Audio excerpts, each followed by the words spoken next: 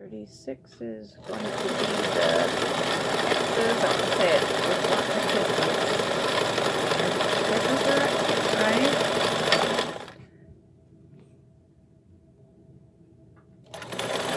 38 is another kind of a loop finger.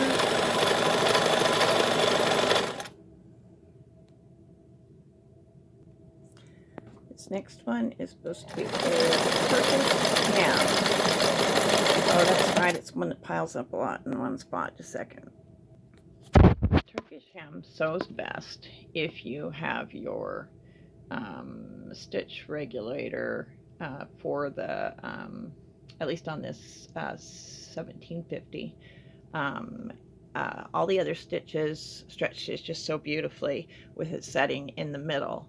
But the Turkish hem, which is what this particular stitch is called, it will pile up on itself. You really need to, it's a really good idea to use the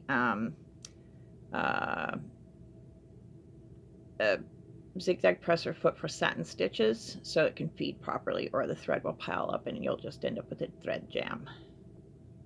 This next cam is called the feather stitch. Oh, my thread broke.